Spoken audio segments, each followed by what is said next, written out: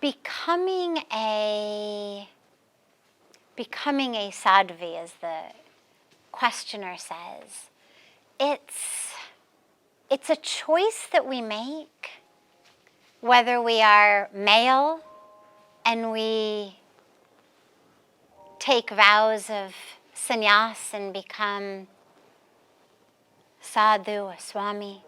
We're female, we take vows, we become sadhvi. It's a choice that we make in line with what we know is our dharma, to commit ourselves to this life of renunciation for spirituality, of renunciation for being one with the divine, of renunciation of all else, to be able to immerse ourselves fully in that spiritual practice, in that spiritual path. It's not something that one gets taught to do. There are so many beautiful, beautiful spiritual teachers all over India, all over the world for that matter, who can help you find within yourself that experience of the truth of who you are, that experience of oneness with the divine, oneness with fullness, wholeness, completeness, oneness with love, because that is the core of who we are. That truth of who we are is love, is boundlessness, is infinity. But the choice of a path of renunciation is a decision that has to come from within. It's a choice that you will know within, this is my dharma, this is my path. Things of the world don't hold that pull on me, that appeal for me, or not nearly as much as just immersing myself fully in a life dedicated to God. But what I would say is, before you jump into that, because there's no need to jump into that, in order to live a spiritual life, in order to live a life that is expanded and true and full and the embodiment of spirituality, there's nothing that says that thou must renounce everything, or that you can't be in a family or have a job or be in the world. In fact, our scriptures are full of stories, the vast majority actually of the beings in our scriptures and all of the sacred epics and sacred stories actually are householders. There's many more of them than there are sannyasis. Even the sages and the rishis, in most cases, were householders. And that's important because there's nowhere that God says, you must renounce the world in order to be close to me. There are some of us for whom we know that's our dharma. And it's a very, very special dharma that feels to me as it was something that was given to me. But what's most important, which Lord Krishna emphasizes in the Bhagavad Gita, is you must fulfill your dharma. And it is much better, even Arjuna says, I'm going to die on this battlefield. And Lord Krishna says, maybe. Now, of course, he's God. He knew what was going to happen.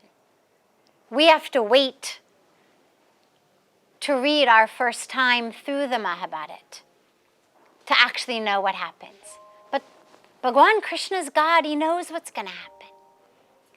But he doesn't say to Arjuna, don't worry. Don't worry, you're going to win this thing. Don't worry, nothing's going to happen to you. Because what he says to him instead is, it is much better to die on this battlefield in the fulfillment of your dharma than to run away and not fulfill your dharma. Or to try to fulfill someone else's dharma. Because Arjuna, of course, says, I'm just going to go to the cave, I'm going to meditate. I'll become a sadhu. And Lord Krishna says, that is not your dharma. So if you feel, our divine sister who's asked the question, if you feel that this is your dharma, to become a sadhvi, wonderful. Wonderful. You are more than welcome. Come.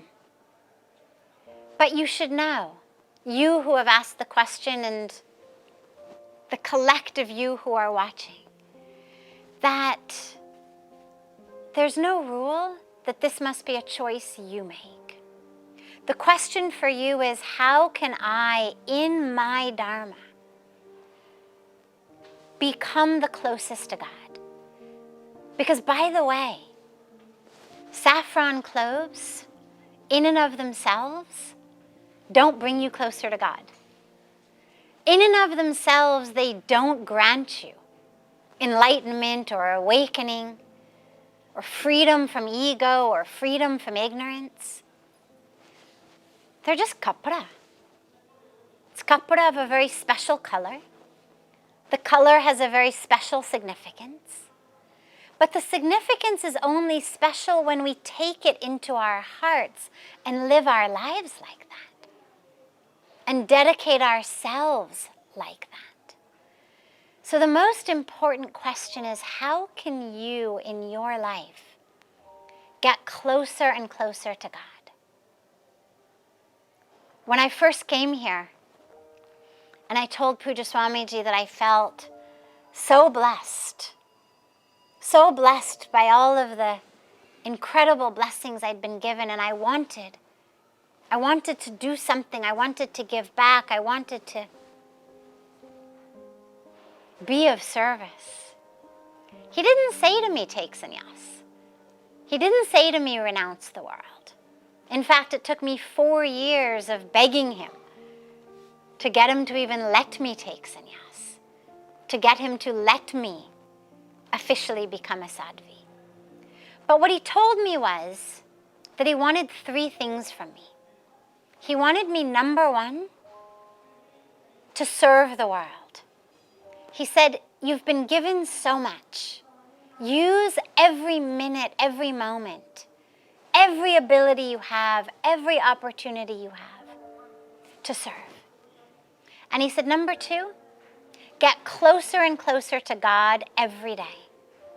Every single day when you go to sleep, you should be closer to God than you were when you woke up. And he said, number 3, be happy. He said, any pain you have, any sadness you have, any grief, whatever you have, he said, just give it to me and I'll give it to Ganga. So these are the instructions of the Guru. Not renounce the world, leave everything, take off those clothes and wear saffron. But get closer to God. Serve the world. And be happy. Be happy means what? It means let go. It means let go of the nonsense, of the garbage that's polluting your mind, that's keeping you from living in happiness. It wasn't, here's a cookie, be happy for the next 5 minutes. It was, be happy all the time. And in order to be happy all the time, cookies aren't enough. You have to actually be able to let go of the garbage, of the nonsense that holds us back. So those are the instructions. I'd say start there. It's a very beautiful place to start. It's It's where I started. And by the way, even having taken sannyas, even having renounced all of that which we renounce in our vows, those three things are still what I anchor myself in every day. The celibacy, the renunciation, that comes naturally. That's actually much easier. Renouncing attachments, renouncing sensual pleasures, it's actually much easier than renouncing the stuff that keeps you from being happy. That ego, the grudges, the pain, the desires, the fears. That's the stuff that's much harder to renounce. So start there. And then if you still feel deeply that this is your path, by all means come. And even if you've decided that renunciation may not be your path, but you just want to come and get deeper and deeper on your spiritual path, still come. This is the sacred land. Whatever your spiritual dharma may be, as Puja Swamiji says, welcome home. So come.